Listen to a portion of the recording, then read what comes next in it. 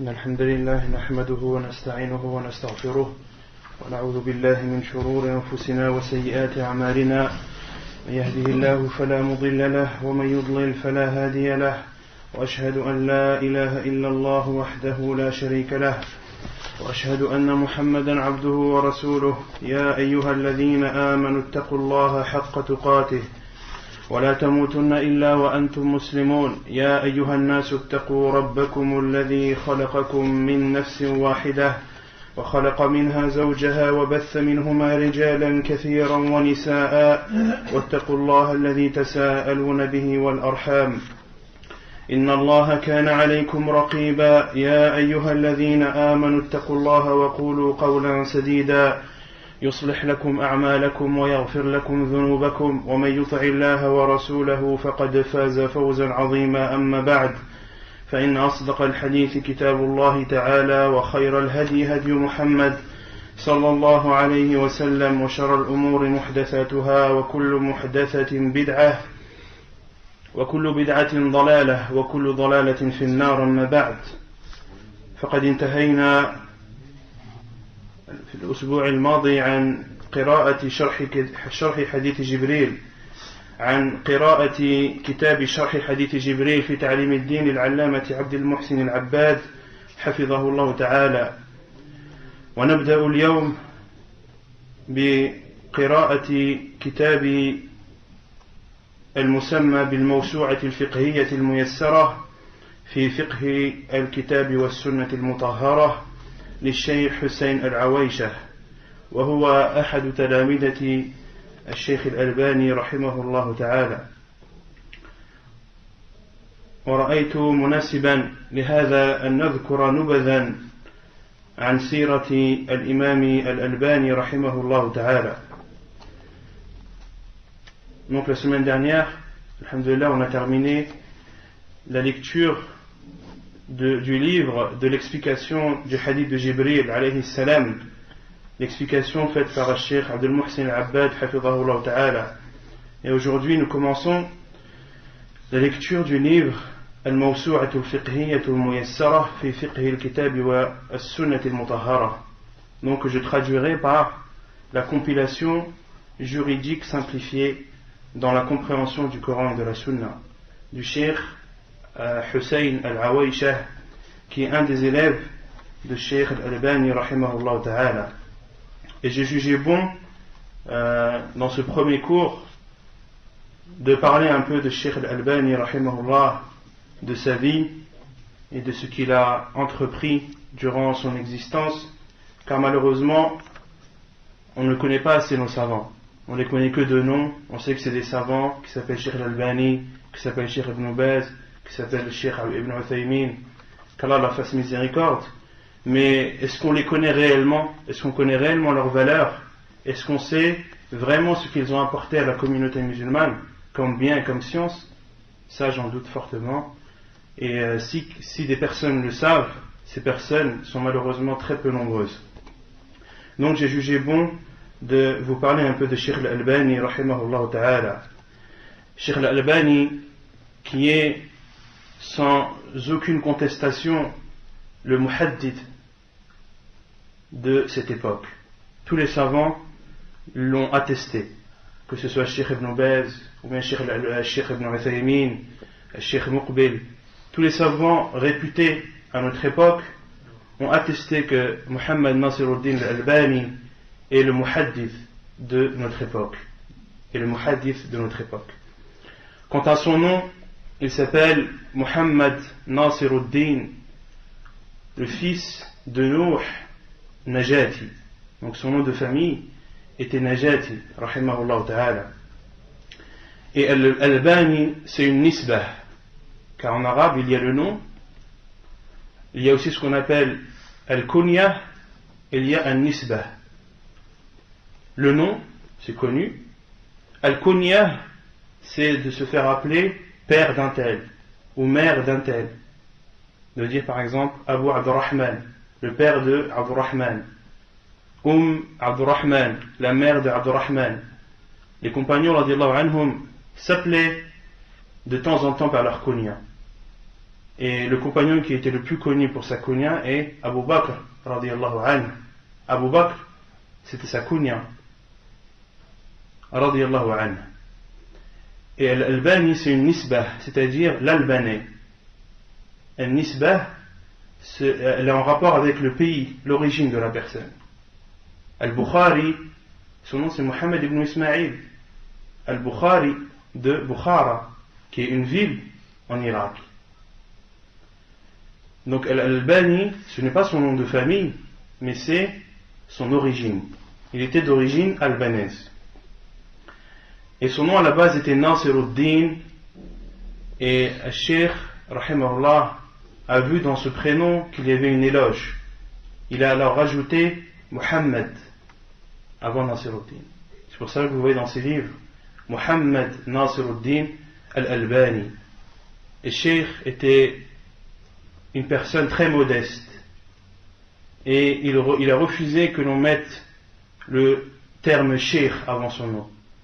Vous verrez dans ses livres, dans tous ses livres, vous ne verrez jamais écrit par, ou l'auteur est Al-Sheikh Muhammad Nasiruddin al-Albani. Non.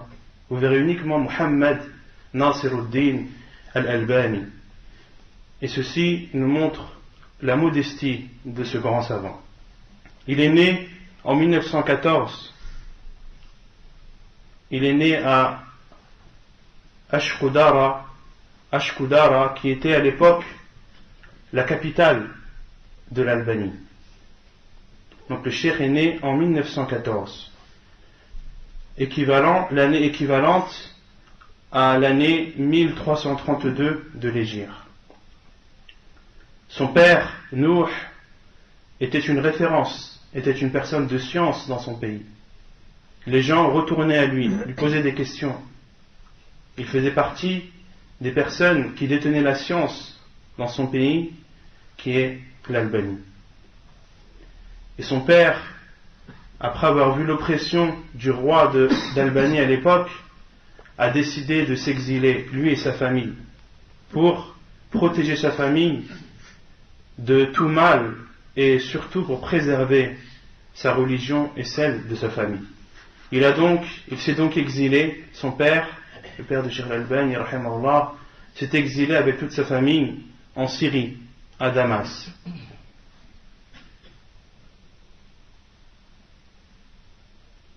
Et Cheikh Al-Albani, rahimahullah, à Damas, a fini l'école primaire. Et son père, après avoir constaté que les professeurs qui étaient présents n'étaient pas des bons professeurs, et que le cadre n'était pas un cadre islamique, il a préféré enseigner à son fils. Et il lui a préparé un programme spécifique. Et Cheikh Al-Albani, rahimahullah, par l'intermédiaire de son père, a appris le Coran par cœur.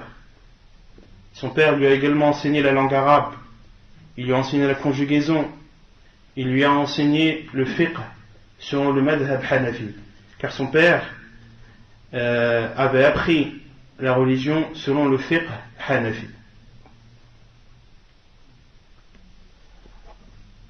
Et quand, à la première fois que Cheikh Al-Albani, rahimahullah, a commencé à apprendre la science du hadith, c'était suite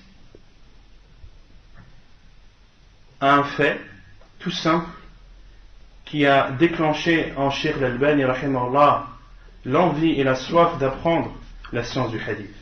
Cheikh Al-Albani raconte, qu'Allah lui fasse miséricorde, que quand il était en Syrie, qu'il était adolescent, il avait l'habitude de lire les histoires arabes, comme les Mille et une nuits. Il aimait aussi lire les romans policiers de Arsène Lupin, par exemple. Et un jour, dans un kiosque, il a vu une revue appelée Al-Manar.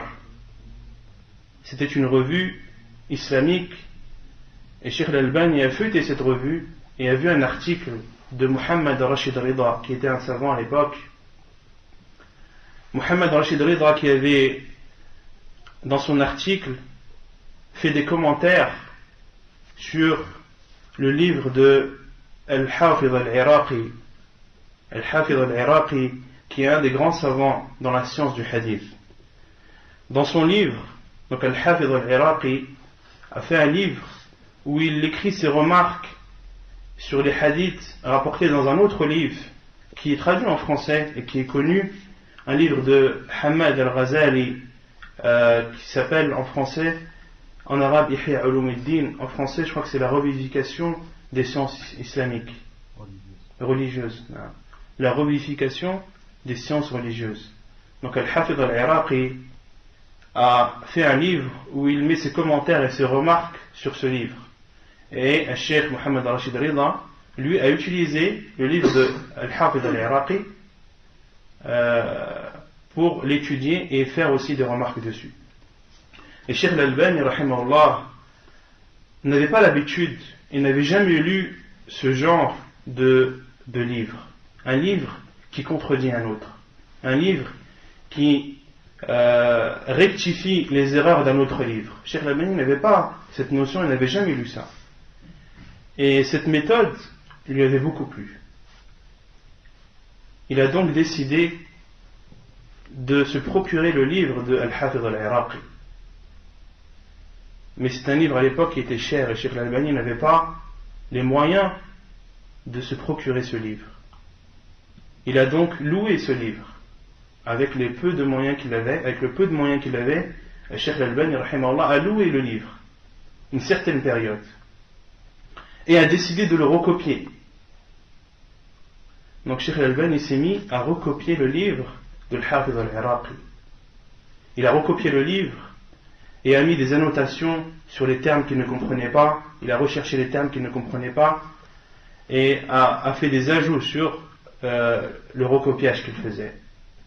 Jusqu'à ce que, à la fin, Cheikh Al-Albani rahimahullah a recopié plus de 2000 pages, plus de 2000 feuilles de ses propres mains. Et ceci était son premier chantier dans la science du hadith. C'était la première chose que Cheikh Al-Albani a fait dans la science du hadith. Et à l'époque, il avait 17 ans. Vous imaginez une personne de 17 ans qui recopie un livre et à la fin, il se retrouve avec 2000 feuilles écrites de ses propres mains. Ceci nous prouve à quel point Cheikh Al-Albani rahimahullah avait la soif d'apprendre. Et petit à petit, donc là c'était le commencement, c'était le déclenchement qui a fait que Cheikh Al-Albani s'est mis à étudier et à apprendre la science du hadith. Et petit à petit, il commençait à se faire connaître à Damas. Les savants et les méchaïrs de Damas commençaient à entendre parler de lui et de ses travaux. Cheikh Al-Albani rahimahullah au début était menuisier, mais ce métier ne lui convenait pas, il était assez difficile physiquement et surtout c'était un métier qui prenait tout son temps. Et Cheikh Al-Albani lui devait trouver un métier qui lui permette d'apprendre sa religion et de faire ses études et ses recherches. Son père Nouh était horloger. Il a donc enseigné à son fils le métier d'horloger. Donc Cheikh Al-Albani rahimahullah a appris le métier d'horloger de son père. Et après avoir travaillé avec son père et l'avoir aidé, Cheikh Al-Albani rahimahullah a décidé d'ouvrir sa propre boutique. Il a ouvert sa boutique d'horloger et il faisait un travail tellement minutieux et tellement parfait qu'il était connu à Damas, qu'il avait une réputation de bon horloger à Damas. Et Cheikh Al-Albani travaillait dans sa boutique pour avoir de quoi se nourrir et de quoi nourrir sa famille, de quoi survivre, de vivre. Et tout le reste du temps, il se dirigeait vers Al-Maktabat al-Zahiriyya, cette grande bibliothèque qui est à Damas, une des bibliothèques les plus riches du Moyen et du Proche-Orient, une des plus riches de la terre. Elle comporte des milliers et des milliers de manuscrits et des livres concernant l'islam et en particulier la science du hadith. Cheikh Al-Albani rahimahullah a énormément profité de cette bibliothèque et c'était d'un bienfait d'Allah subhanahu wa ta'ala sur lui. Il y passait au minimum 12 heures par jour dans cette bibliothèque. Tous les jours. Il y passait au minimum 12 heures par jour. Il étudiait il étudiait les manuscrits, il rectifiait, il recopiait, il faisait des recherches, il apprenait.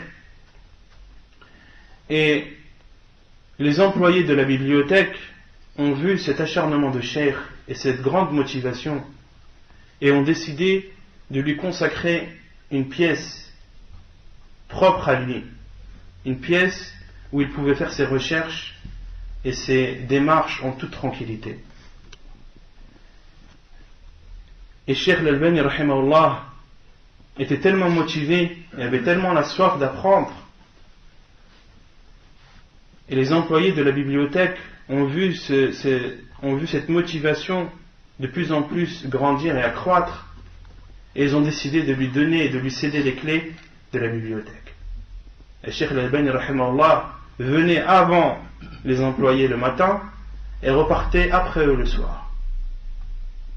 Et il restait tout ce temps dans la bibliothèque, au milieu des livres et des manuscrits.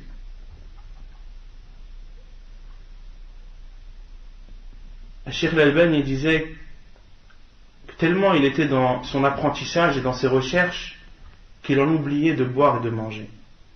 Les employés de la bibliothèque disaient que Cheikh Al-Albani mangeait très peu et buvait très peu, même pendant les jours chauds où la personne a besoin de se rassasier.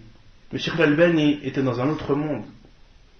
Il ressentait un bonheur et un bien-être dans l'apprentissage de la science du hadith qu'il en oubliait de boire et de manger. Sa famille, lorsqu'il lui apportait le petit déjeuner le matin, il ne le mangeait qu'à l'heure du midi. Et lorsqu'il lui ramenait le déjeuner, il ne le mangeait que le soir, à l'heure du dîner. Il ne pensait pas à manger, rahimahullah. Donc, comme je vous ai dit, il consacrait plus de 12 heures d'apprentissage par jour. Ça, c'était quand il était jeune, entre son apprentissage et son travail. Et vers la fin de sa vie, ses élèves ont dit que Cheikh Al-Albani rahimahullah étudiait 18 heures par jour. Il étudiait 18 heures par jour vers la fin de sa vie. Et le reste, il le partageait entre sommeil, repos et nourriture. Quant à cette da'wa, Cheikh Al-Albani rahimahullah était très motivé dans la propagation de la science et dans l'appel à Allah subhanahu wa ta'ala. Il donnait des cours partout en Syrie. Il donnait des cours à Halab, il donnait des cours à Hama, il donnait des cours à Zaliqiya, des villes qui sont autant éloignées l'une des autres. Et Cheikh Al-Albani rahimahullah parcourait toute la Syrie et propageait la science qu'Allah subhanahu wa ta'ala lui avait accordé. Il voyageait en bus et il voyageait aussi en mobilette. Cheikh Al-Albani rahimahullah disait qu'il avait une mobilette, et certains des personnes qui assistaient à ses cours et qui habitaient à plus de 45 km de Damas disaient que Cheikh Al-Albani des fois venait en moto. Il parcourait 45 km en moto pour aller donner son cours. Et il raconte aussi dans une de ses cassettes, rahimahullah, une anecdote. Il disait qu'à Damas, personne n'avait vu, ou aucune personne n'avait jamais vu un cheikh en moto. Ça n'existait pas à l'époque. C'était inconcevable et c'était inconnu à l'époque de voir un cheikh conduire une moto. C'était pas connu ça à Damas.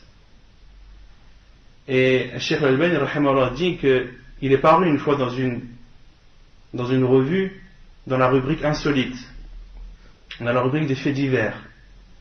Et le titre c'était un cheikh en turban conduisant une moto. Chose inconnue à l'époque. Et Cheikh rahimahullah avait cité cette anecdote et avait fait rire ses élèves rahimahullah. Il donnait 2 cours par semaine à Damas et il consacrait 1 semaine par mois pour donner ses cours dans les autres villes de la Syrie. Parmi les livres qu'il enseignait, il enseignait Fath al-Majid, il enseignait Ar-Rawda al-Nadiyya de Siddiq Hassan Khan, il enseignait également Al-Ba'ith al-Hadith, qui est un livre dans la science du hadith. Il enseignait aussi Fiqh al-Sunnah de Sayyid Sabiq rahimahullah.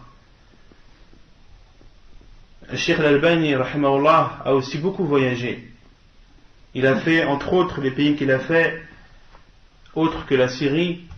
Il a aussi voyagé en Espagne, où il a donné des conférences. Il a voyagé en Allemagne, en Angleterre. Il a voyagé aussi au Maroc. Il a voyagé au Koweït, aux Émirats. Et à chaque fois qu'il passait là-bas, ses conférences, les gens étaient très atteints par les conférences que Cheikh Rahimahullah donnait. Et beaucoup de livres que vous voyez au jour d'aujourd'hui, qui sont traduits en français, de Cheikh Al-Albani, des fois ce ne sont pas des livres, ce sont seulement des conférences.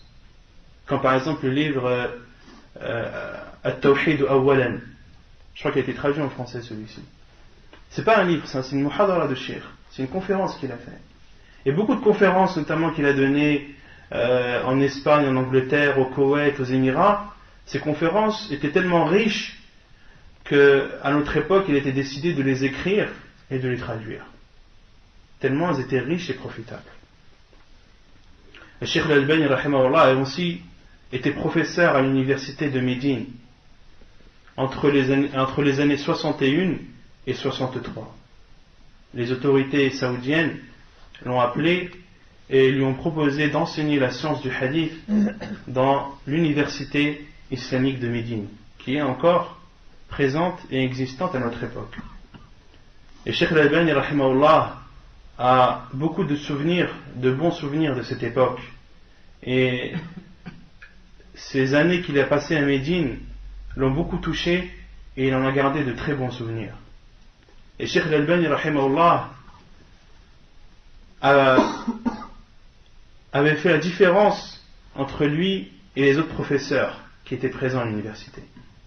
Entre les cours, Cheikh Al-Albani, contrairement aux autres professeurs qui allaient dans la salle de repos boire le thé et le café, Cheikh Al-Albani, rahimahullah, restait avec les élèves. Il s'asseyait sur le sable autour des élèves qui lui posaient des questions. Cheikh Al-Albani, rahimahullah, était proche de ses élèves. Certains d'entre eux disent que Cheikh Al-Albani avait une voiture qui était toujours pleine. Il déposait des fois des élèves chez eux, et la voiture de Cheikh Al-Albani était connue pour être toujours pleine de jeunes et de ses élèves. Et ceci avait créé un peu de remarques de la part des autres professeurs qui considéraient qu'un cheikh devait avoir une autorité, devait avoir un respect et qu'il ne devait pas trop se mélanger avec ses élèves. Mais Cheikh Al-Albani ne voyait pas la chose comme ça. Lui, s'il était venu, c'était pour enseigner, pour éduquer ses élèves, pas uniquement de faire des cours académiques auxquels les élèves ne profiteraient qu'en classe. Non, le Cheikh Al-Albani, rahimahullah, pour lui, l'enseignement c'est plus vaste, ça ne se restreint pas uniquement aux cours qui sont donnés en classe. C'est beaucoup plus vaste. Et parmi ses élèves qui ont pris de lui dans l'université de Médine, Cheikh Abdul Muhsin Abbad. Cheikh Abdul Muhsin Abbad est un des élèves de Cheikh Al-Albani, rahimahullah. De même que Cheikh Rabi' ibn Hadi al-Madkhali était l'élève de Cheikh Al-Albani à l'université de Médine. Aussi Cheikh Muqbil, rahimahullah, a aussi pris la science et a été un des élèves de Cheikh Al-Albani à Médine. Donc ça c'était en rapport avec sa prêche et sa da'wa. Quant à son comportement, il y a beaucoup de choses à dire dessus. La première, Cheikh Al-Albani, rahimahullah, a détesté qu'on fasse ses éloges, détesté qu'on dise du bien de lui. Et comme je vous l'ai dit au début, Cheikh Al-Albani a refusé d'écrire à Cheikh dans ses livres, dans le début de ses livres. Vous verrez toujours Muhammad Nasiruddin Al-Albani.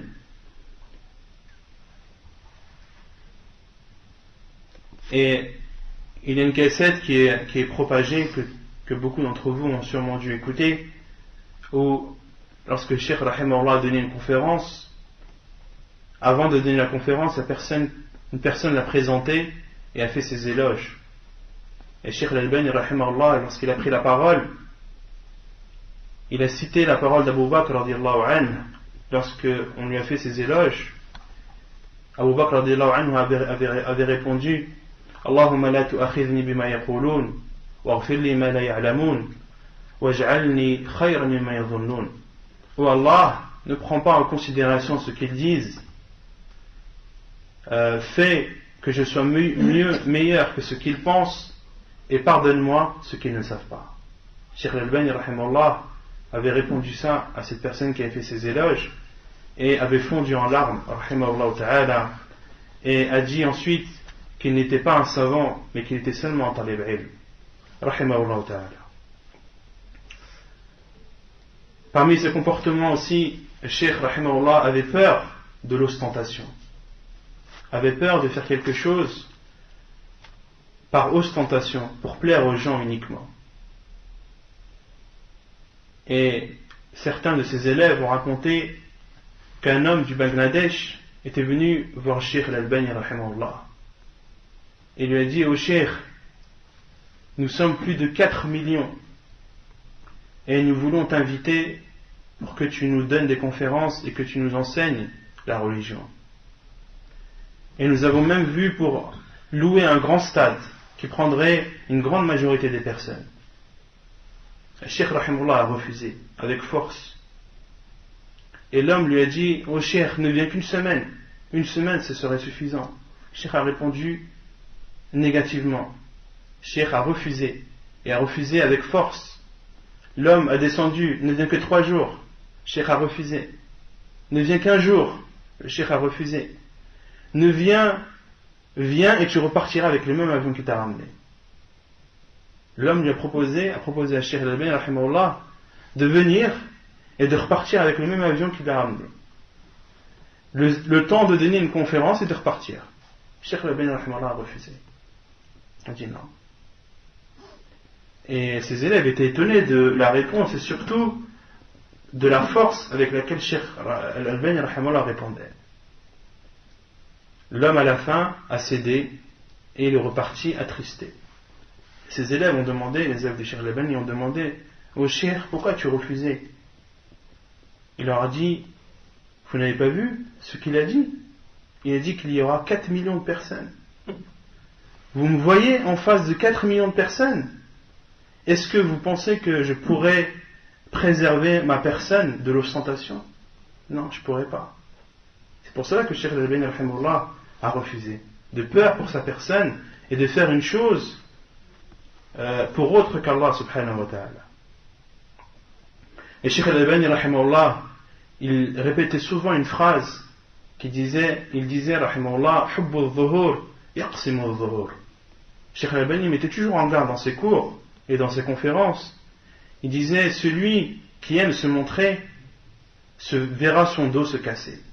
Hubbu al-dhuhur, c'est-à-dire celui qui aime se montrer, yaqsimu al-dhuhur. Le fait de se montrer, de vouloir être populaire, ceci casse le dos. C'est-à-dire qu'une personne, plus elle veut être populaire, et plus les gens vont parler en mal sur elle. Et à la fin, ce sera le contraire de ce qu'il attendait. Au contraire, Cheikh Al-Albani rahimahullah conseillait et donnait beaucoup de conseils aux élèves, surtout aux étudiants dans la science du hadith. Il leur disait: lorsque vous écrivez, écrivez d'abord pour vous-même. Lorsque vous écrivez un livre, ne le publiez pas de suite. Attendez des années et des années avant de le publier. Lorsque vous écrivez un livre, gardez-le pour vous. Car avant tout, vous écrivez pour vous, pour votre science, pour accroître votre science, et non pas pour vous montrer et pour être populaire. Donc Cheikh Al-Albani conseillait aux élèves, aux étudiants dans la science islamique en général, et dans la science du hadith en particulier, d'écrire et de ne pas publier maintenant, d'attendre des dizaines d'années avant de publier un livre. Et Cheikh Al-Albani donnait aussi des conseils. Par exemple, il disait aux étudiants de la science du hadith: lorsque vous étudiez un hadith et que vous étudiez son authenticité et que vous êtes arrivé à une conclusion, ne dites pas le hadith est faible, dites la chaîne de transmission est faible. Pourquoi? Parce que le hadith que vous avez eu entre vos mains, avec sa chaîne de transmission bien particulière, certes, vous avez conclu que cette chaîne est faible, mais ne concluez pas que le hadith est faible. Pourquoi? Parce qu'il peut y avoir d'autres hadiths, d'autres versions, d'autres chaînes de transmission qui viendraient renforcer ce hadith et le rendre Hassan, et de le rendre bon. Ceci, Cheikh Al-Albani leur disait pour ne pas que les élèves se précipitent. Non, Cheikh Al-Albani n'aimait pas la précipitation. Une fois, je m'en rappelle, dans une de ses cassettes, un homme l'appelle et lui posait une question dans un point bien particulier de la science du hadith. Et Cheikh Al-Albani lui a répondu: ça fait combien de temps que tu étudies la religion? Ça fait combien de temps que tu étudies la science du hadith? Car c'était une question qui était très pointue, et Cheikh Rahimahullah voulait d'abord savoir le niveau de cette personne. Il lui a dit: ça fait combien de temps que tu étudies? 10 ans, 20 ans? L'homme a répondu: non, Cheikh a dit, tu n'as pas posé de questions comme ceci. Cheikh directement il est parti, il a dit: combien de temps tu as étudié? 10 ans, 20 ans? Qui d'entre nous a étudié 10 ans, 20 ans la science du hadith? Rares sont les personnes à notre époque qui ont étudié la science du hadith pendant 10 ans, 20 ans, 30 ans. Donc le Cheikh Al-Albani rahimahullah conseillait aux élèves de ne pas se précipiter. Et surtout la science du hadith est une science qui est très difficile, qui demande beaucoup de patience, beaucoup de recherche et surtout beaucoup de temps. Parmi ses comportements aussi, Cheikh Al-Albani rahimahullah avait le sens de la fraternité. Un de ses élèves avait l'habitude de l'appeler tous les jours pour prendre de ses nouvelles et pour le questionner éventuellement. Et un jour, cet élève n'a pas appelé Cheikh. Al-Albani. Et cet élève s'est vu surpris, a entendu le téléphone de chez lui sonner. Il décroche, et qui est à l'autre bout du fil? Cheikh Al-Albani rahimahullah. Et il lui a dit: tu ne m'as pas appelé aujourd'hui, je me suis inquiété, je t'appelle pour savoir si tu vas bien. Vous imaginez l'effet que ça fait dans le cœur d'un élève que son cheikh l'appelle uniquement pour prendre de ses nouvelles.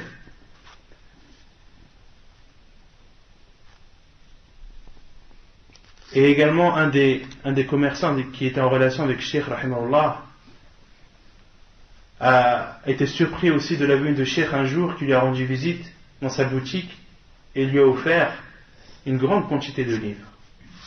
Des gestes comme ça qui sont faciles et simples, mais qui laissent la personne très surprise dans le bon sens du terme.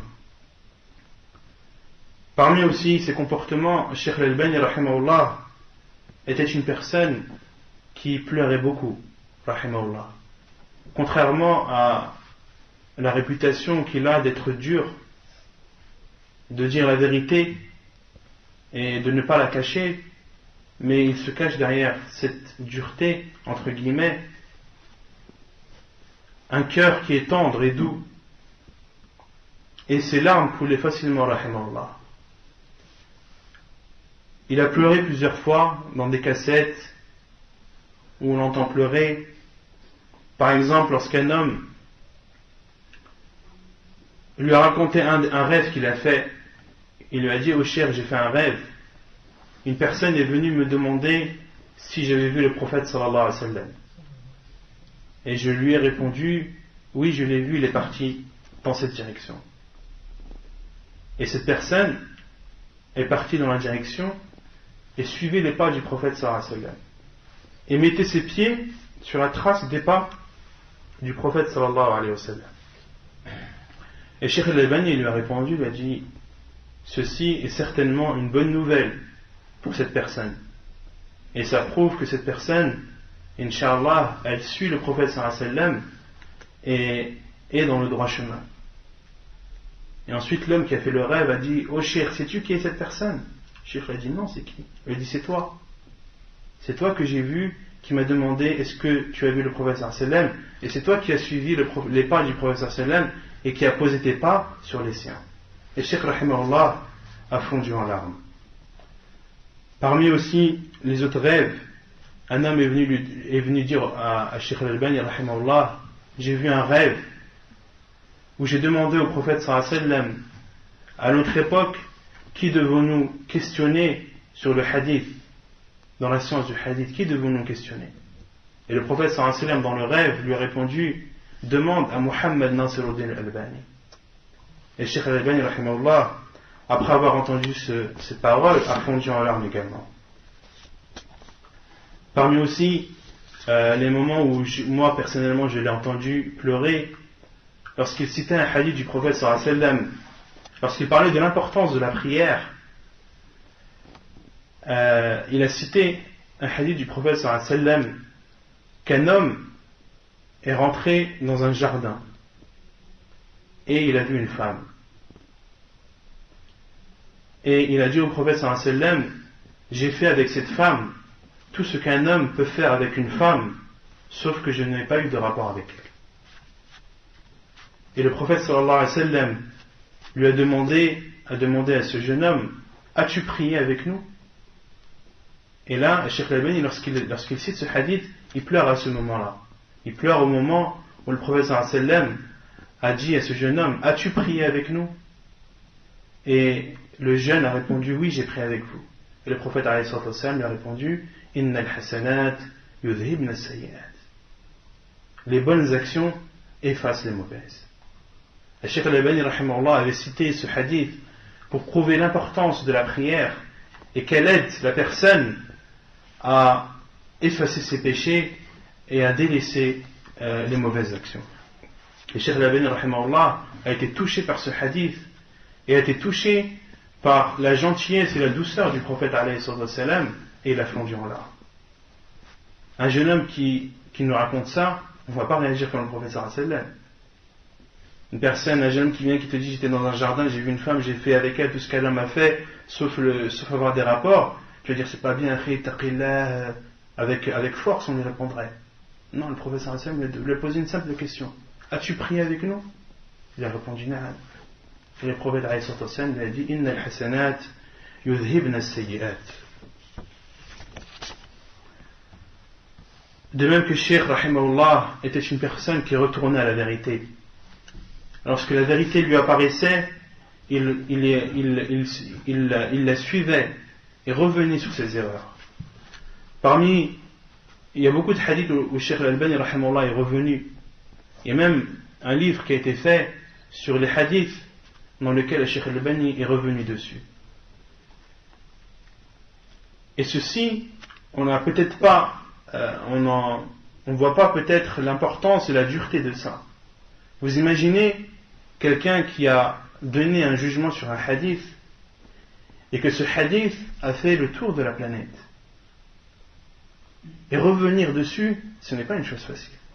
C'est une chose obligatoire, certes, de revenir à la vérité, c'est obligatoire pour chaque musulman. Mais mettez-vous à sa place.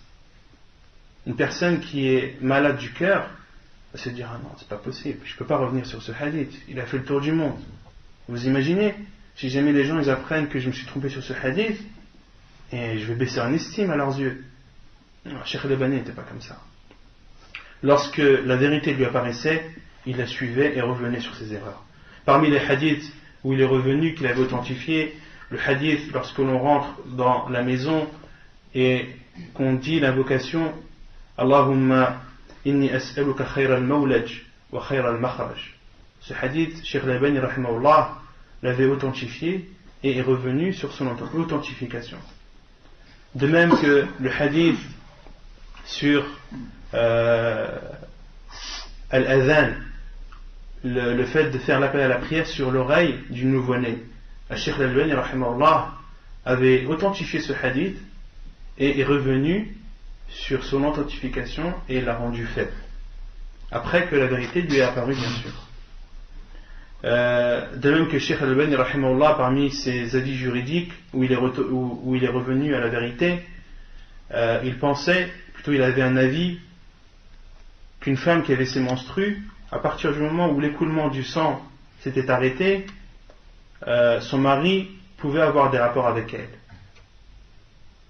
sans le besoin de se laver. La femme n'avait pas besoin de se laver. Le simple fait que l'écoulement s'arrête, ceci autorisait à l'homme d'avoir des rapports avec elle. Et Cheikh al-Albani rahimahullah est revenu sur cet avis et a suivi l'avis de la plupart des savants qui disent que lorsqu'une femme s'est menstrue, pour que son mari puisse avoir des rapports avec elle, il faut tout d'abord que l'écoulement du sang s'arrête, que la femme se lave, qu'elle fasse le ghusl. Et c'est uniquement après qu'elle s'est lavée que son mari peut avoir des rapports avec elle. Parmi ses comportements aussi, rahimahullah, sa patience. Le Cheikh rahimahullah était une personne dotée d'une grande patience. Lorsqu'il était à Damas, il a subi beaucoup de pression de la part des soufis qui étaient à Damas, mais aussi de la part des muta'assibin min al-Hanafiyya, de ceux qui suivaient le madhab Hanafi et qui le suivaient avec abus. Lorsqu'il voyait Cheikh rahimahullah propager la science du hadith, propager le fait qu'un musulman ne doit pas suivre un madhab en particulier, mais qu'il doit suivre la sunna du prophète sallallahu alayhi wa sallam, et que lorsque un hadith du prophète sallallahu alayhi wa sallam parvenait à une personne, il se devait de l'appliquer et de le suivre. De même que le prêche de Cheikh al-Albani rahimahullah au tawhid, il appelait au tawhid, et également il a fait un livre appelé Tahdhir al-Sajid min ittikhadh al-qubur masajid. C'est un livre que Cheikh al-Albani rahimahullah a fait pour prouver l'interdiction de prier dans une mosquée comportant des tombes. Et en Syrie, des mosquées avec des tombes, il y en a plein. Donc tout ceci a fait que ces personnes, parmi les soufis et les muta'assibin min al-Hanafiyya, sont partis se plaindre chez les autorités. Et on décrit Cheikh al-Albani comme étant un wahhabi, une personne qui ramène une nouvelle religion. Une personne qui ramène une nouvelle religion et qui égare les gens. Et également aussi qui les rend mécréants. Le Cheikh al-Albani rahimahullah, un peu avant les années 67, il fut emprisonné pendant 1 mois. Et après 67, le Cheikh rahimahullah a été emprisonné une seconde fois. Mais cette fois-ci, c'était pendant 8 mois. Le Cheikh al-Albani rahimahullah, la deuxième fois, a été emprisonné pendant 8 mois. Et ses élèves disent que pendant 8 mois, le Cheikh al-Albani rahimahullah a fini ou a fait le tahqiq de Mukhtasar Sahih Muslim de Al-Mundhiri. Al-Mundhiri a fait le sommaire de Sahih Muslim. Et Cheikh al-Albani rahimahullah, pendant ces 8 mois de détention, il a corrigé et revu ce sommaire. Donc alhamdoulilah, même quand il était emprisonné, qu'il était détenu, il ne se séparait jamais de la science, de ses recherches et de son apprentissage. Et ceci prouve sa patience. Parce qu'une personne qu'on menace de mettre en prison et qui n'est pas patiente, elle va s'arrêter. Cheikh al-Albani, s'il n'était pas patient, il aurait suspendu ses cours. Il aurait arrêté d'appeler à suivre la sunna et d'appeler à la vérité. Non, il a patienté. Et c'est pour ça que les savants disent que la patience, c'est patienter dans les ordres d'Allah en les appliquant, et c'est patienter aussi dans les péchés, dans les interdictions d'Allah en s'en abstenant. Donc là, une personne qui applique les ordres d'Allah, cela demande un effort, donc une patience. De même pour celui qui délaisse les interdictions d'Allah, cela demande un effort, donc de la patience.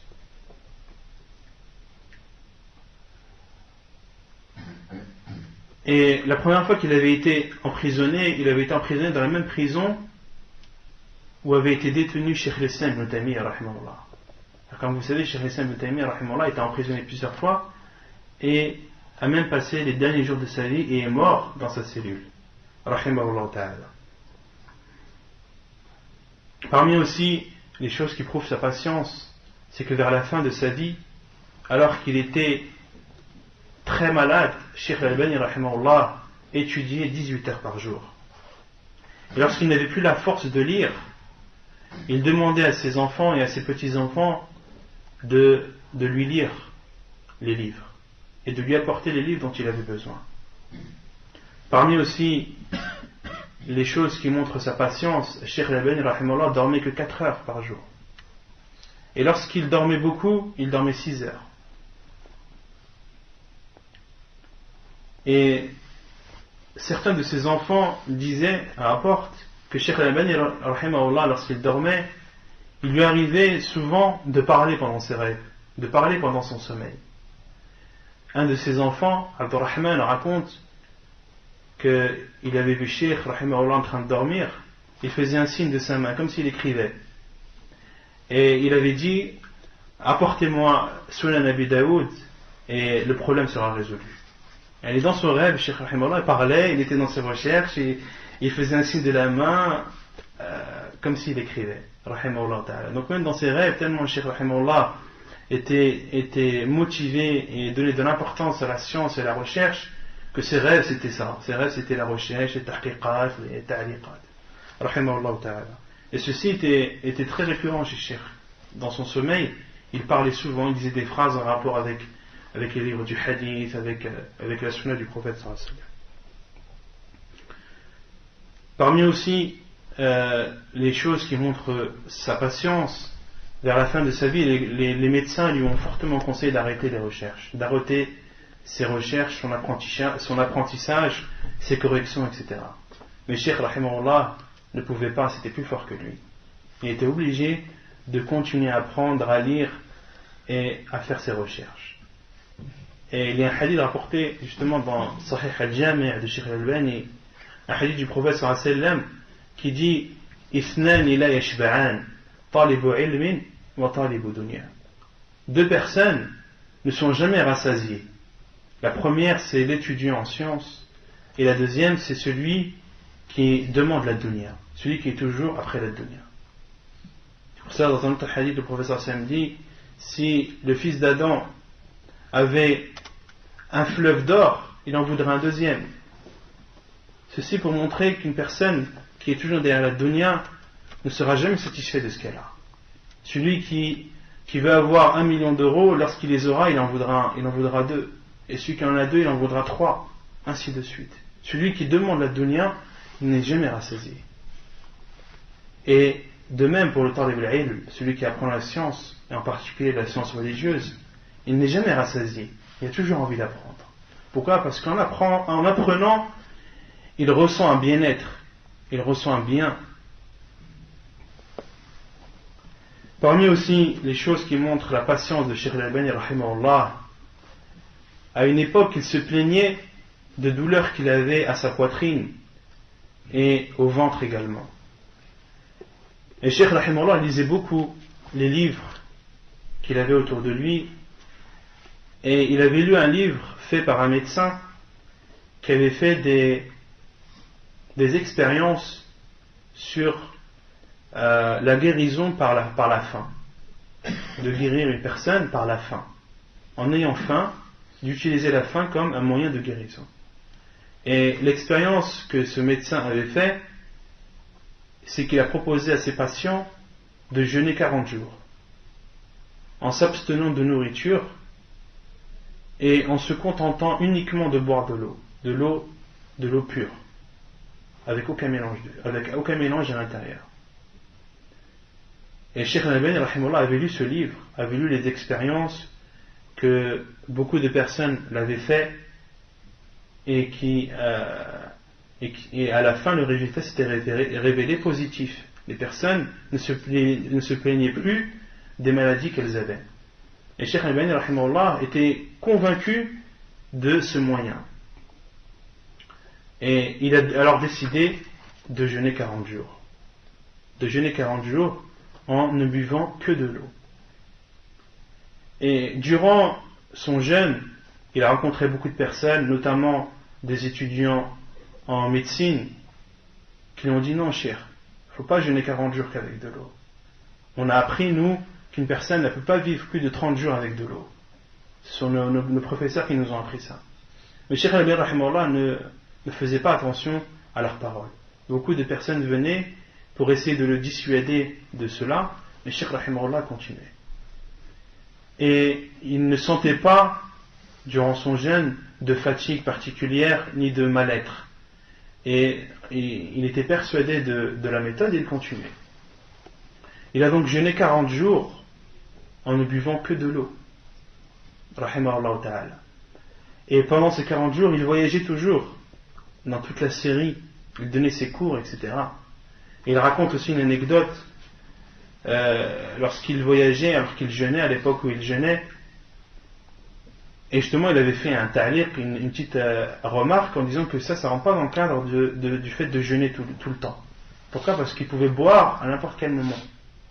Parce qu'il y a un hadith du professeur sallam qui interdit de jeûner tout le temps. De jeûner tout le temps est interdit. Et Cheikh Nabi rahimahullah avait fait une petite remarque en disant que cela ne rentre pas dans le cadre du jeûne sans interruption, car il buvait de l'eau. Il buvait à sa guise. Lorsqu'il voulait boire, il pouvait boire. Et il raconte, lorsqu'il était parti en voyage, le bus s'est arrêté pendant une demi-heure à l'heure du déjeuner. Et il s'est arrêté devant un restaurant. Un restaurant où il y avait beaucoup de viande qui était cuite, il y avait de la fumée. Et Cheikh rahimahullah a dit que c'était la demi-heure la plus difficile, une des demi-heures les plus difficiles de sa vie. Où il était en train de se forcer à ne pas céder à la tentation de cette fumée, de cette odeur plutôt de méchoui, etc. Et lorsque le cas est reparti, Cheikh était fier de son exploit. Et il dit aussi, lorsqu'il raconte cette anecdote, il dit que très peu de gens ont réussi à faire ce jeûne de 40 jours en une seule fois. Beaucoup ont arrêté au bout de 6 jours, 10 jours, 20 jours. Mais rares sont les personnes qui sont parties jusqu'au bout et ne se sont contentées que de boire de l'eau pendant 40 jours. De même, parmi les comportements de Cheikh rahimahullah, l'importance qu'il donnait au temps. Il donnait beaucoup d'importance au temps. Lorsqu'il était invité ou lorsque des personnes venaient, le Cheikh avait l'habitude de donner une limite. Si un élève venait lui poser une question ou avait plusieurs choses à lui dire, Cheikh lui dit: j'ai 10 minutes avec toi. Avec l'autre, tu peux venir une demi-heure. Je suis à ta disposition. Afwan. Je suis à ta disposition pendant une demi-heure. Cheikh donnait beaucoup de temps comme ça. Pourquoi? Pour préserver son temps et l'utiliser au mieux dans ses recherches et ses études. Et beaucoup de fois, il a refusé des invitations de conférences dans des pays, etc. Pourquoi? Parce qu'il était trop pris dans ses recherches et dans ses études. De même qu'une fois, comme Cheikh Ali Hassan hafidahullah le raconte, il dit une fois, Cheikh Al-Albani nous a dit de lui appeler un menuisier. Il leur a dit: amenez-moi un menuisier. Et les élèves se sont regardés entre eux et ils ne comprenaient pas pourquoi Cheikh rahimahullah avait besoin d'un menuisier. Ils ne voyaient pas de besoin apparent. Et lorsque le menuisier est arrivé, Cheikh Al-Albani rahimahullah lui a dit de modifier la façon d'ouvrir la porte. La porte qu'il avait de chez lui, elle s'ouvrait vers l'intérieur. Et Cheikh rahimahullah voulait qu'elle s'ouvre de l'extérieur. Et ses élèves lui ont demandé: oh Cheikh, mais pourquoi? C'est pareil, que la porte elle s'ouvre de l'intérieur ou de l'extérieur, c'est pareil. Et Cheikh rahimahullah a répondu: non, ce n'est pas pareil. Parce que lorsque la porte elle s'ouvre de l'intérieur, je suis obligé de faire un pas pour reculer et de refaire un pas pour avancer. Et comme je sors au moins 5 fois dans la journée, ça fait 10 pas par jour. Et dans le mois, ça fait 300 pas. Et dans l'année, ça fait 1600 pas. Vous imaginez 1600 pas? Le temps que je perds. Rahimahullah ta'ala. À quel point il donnait de l'importance au temps. Aussi, Cheikh rahimahullah était connu pour ses rendez-vous. Lorsqu'il disait 1 heure, il s'y tenait. Et il prenait très mal les retards, ne serait-ce que des retards de 5 minutes. Le Cheikh Al-Albani rahimahullah, lorsqu'on prenait un rendez-vous avec lui et qu'on venait en retard, il les prenait très mal. Et lorsque lui donnait un rendez-vous, il était à l'heure. Il était toujours à l'heure. Et les savants rahimahullah étaient connus pour ça, pour respecter les rendez-vous à l'heure. Le Cheikh Ibn Baz rahimahullah était connu pour ça, parce qu'il était pendant 10 ans, il était juge à la Mecque.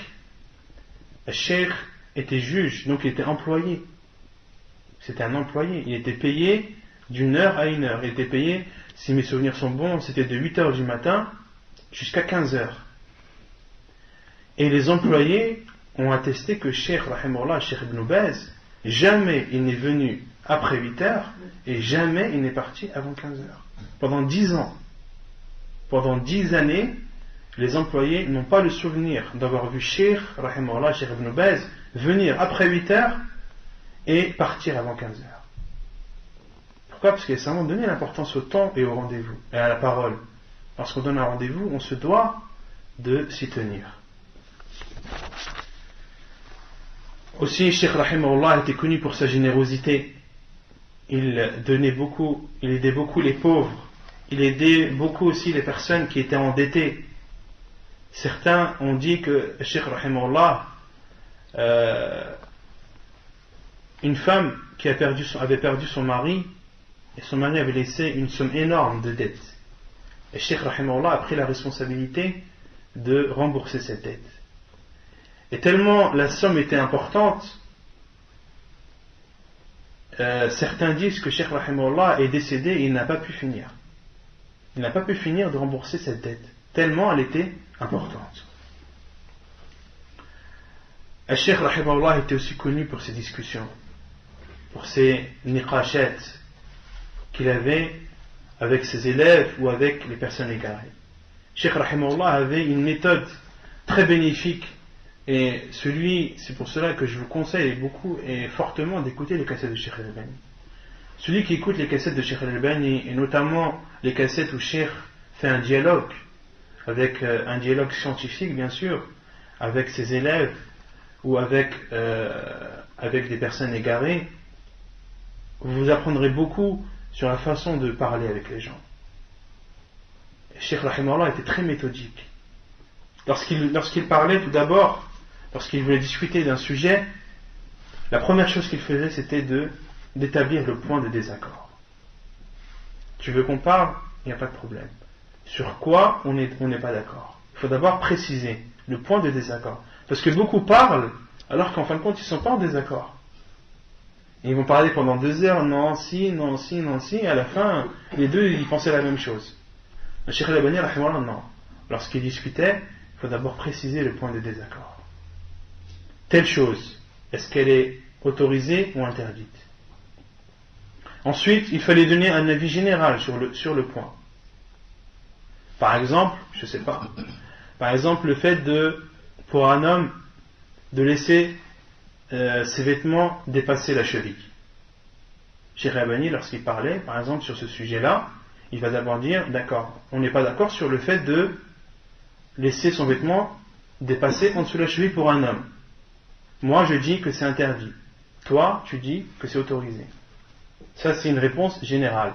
Et ensuite, chacun argumente.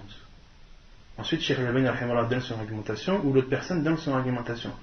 Et c'est ainsi, et à la fin des 2 argumentations, la vérité apparaît. Et aussi, parmi les bienfaits de citer le point de désaccord et de donner une réponse brève au début, c'est pour éviter les retournements de situation. Une personne au début qui ne va pas dire son point de vue, à la fin elle va voir qu'il a tort, elle va dire ouais mais c'est pas ça que je voulais dire. Moi je voulais dire ça, mais je suis d'accord en fait de compte avec toi. Cheikh Al-Albani, ça ne marchait pas avec lui ça. Au début tu m'as dit c'est autorisé, à la fin c'est pas tu me dis non j'avais pas dit ça, j'ai dit ça. Vous avez compris? Cheikh Rahimahullah, à chaque fois il disait, par exemple un terme qu'il disait souvent, il disait hida. Par exemple, ça y est, t'as dévié. Quand il parlait à la personne, il disait t'as dévié, ça y est. Tu es en train de faire un laf wa dawaran. Il disait souvent aussi ça, Cheikh Rahimahullah. T'es en train de zigzaguer là. T'es pas clair dans tes positions. Et je vous conseille fortement d'écouter les cassettes de Cheikh Al-Albani, Rahimahullah, surtout pour les débutants en langue arabe, et pour bien sûr ceux qui ont l'arabe. Mais d'écouter les cassettes de Cheikh Al-Albani, Rahimahullah, va beaucoup vous aider dans la compréhension de la langue arabe. Parce que Cheikh Rahimahullah, dans ses cassettes, il était âgé, il parle doucement, son vocabulaire n'est pas difficile à comprendre, et vous allez apprendre beaucoup de choses, tout d'abord dans la science, mais aussi dans la façon de parler, dans le comportement. Par exemple, j'ai souvenir dans une des cassettes où Cheikh Rahimahullah, lorsqu'il le suivait même quand il était à Jeddah, qui faisait des cours et des conférences là-bas, des questions-réponses, Les élèves le suivaient même quand Cheikh sortait de la salle, qu'il allait dans sa voiture, on entend le bruit des voitures, des klaxons, on entend le bruit de la porte de la voiture qui se referme. Et à un moment, il y a un élève, une personne qui pose une question à Cheikh, et on comprend du contexte que Cheikh est dans la voiture, car on entend la porte qui se ferme, et que la personne est au rebord de la fenêtre, et qui pose la question à Cheikh. Et en posant la question, Cheikh lui dit: pourquoi est-ce que tu regardes mes parties? On comprend que la personne était accoudée et qu'elle avait la tête baissée et a mis le regard dirigé vers les parties de Cheikh. Et Cheikh l'a repris, il lui a dit: pourquoi tu regardes mes parties?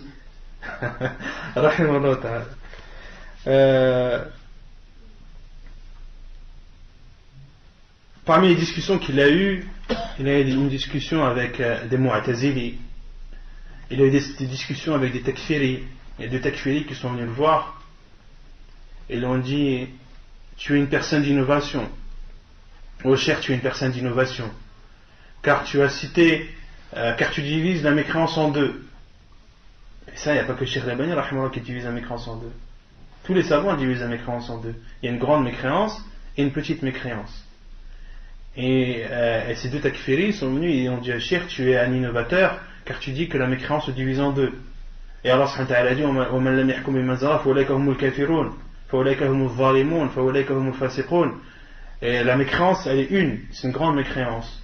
L'oppression est une, elle est unique, c'est une grande oppression.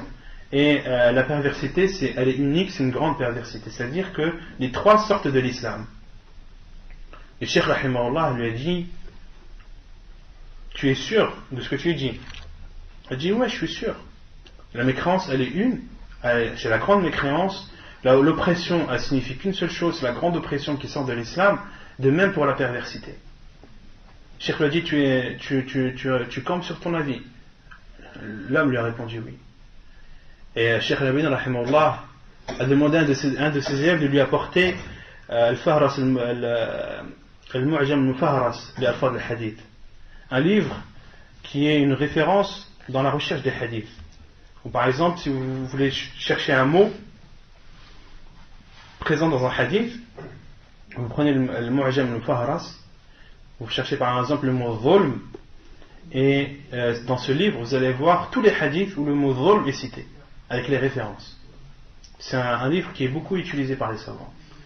Et Cheikh Rahimahullah a dit à un de ses élèves d'apporter le Mu'jam Al-Mufahras. Et il a vu dans Kalimat Dhulm l'invocation du prophète sallallahu alayhi wa sallam dans un hadith: Allahumma inni zalamtu nafsi dhulman kathira. Où le prophète sallallahu alayhi wa sallam dit: oh Allah, j'ai oppressé ma personne d'une grande oppression.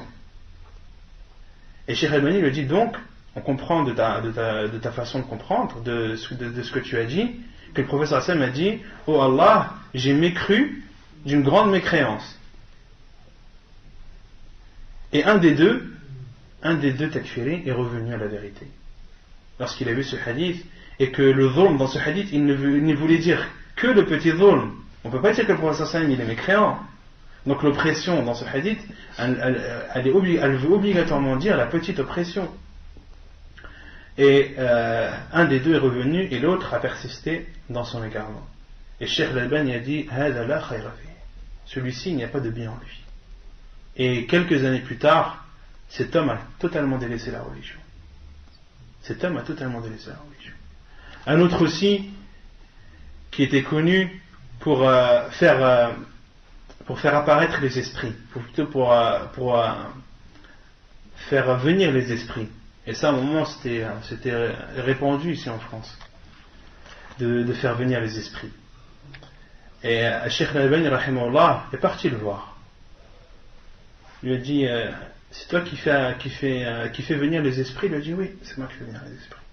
Cheikh Al-Albani rahimahullah a dit: j'ai plein de questions, je les écris sur une feuille, et je voudrais que tu me fasses que tu fasses venir l'esprit de Al-Bukhari rahimahullah, parce que j'ai plein de questions à lui poser.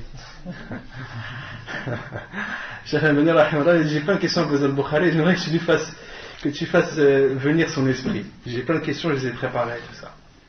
Et l'homme lui a répondu: non, aujourd'hui ça va pas être possible parce que le quota des présences de djinns aujourd'hui il a été dépassé, et il faut que tu repasses lundi, Inch'Allah. Cheikh dit, il n'y a pas de problème, je repasse lundi. Et lundi, c'est pas seulement l'homme n'était pas là, mais son cabinet, il a déménagé. Le cabinet de cette personne, il a déménagé, il a pris toutes ses affaires, il est parti dans un autre endroit. Rahimahullah ta'ala. Et parmi les choses qui sont dites sur Cheikh al-Albani rahimahullah, beaucoup de personnes disent que c'est un muhaddith, mais c'est pas un faqih. Ils disent que lui, il n'est spécialisé uniquement que dans la science du hadith, proprement. Il n'est pas spécialisé dans la jurisprudence. Et ceci est faux. Parce que la plupart des livres de Cheikh al-Albani rahimahullah sont des livres sur le fiqh. Adab al-Zifaf, le livre sur le mariage, ce n'est pas du fiqh. Sifat salat al-Nabi sallallahu alayhi wa sallam, ce n'est pas du fiqh. La description de la prière du prophète sallallahu alayhi wa sallam, ce n'est pas du fiqh. C'est même un des meilleurs livres dans son domaine. Sifat salat al-Nabi, lorsque tu parles de la prière, un des meilleurs livres que tu cites en premier, c'est Sifat salat al-Nabi de Cheikh al-Albani.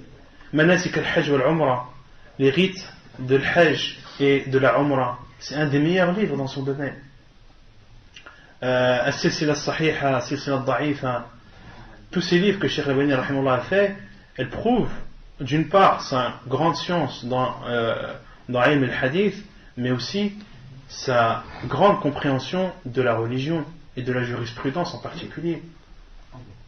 Et un de ses élèves a dit, pour répondre à cette parole qui est dite de Cheikh al-Albani, comme quoi il est muhaddith mais il n'est pas faqih. Et en général, ceux qui disent ça, ils disent c'est comme un pharmacien et un médecin. Le pharmacien c'est le muhaddith et le médecin c'est al-faqih. Et le pharmacien n'est pas médecin. Et le médecin n'est pas pharmacien. Et ceci est faux.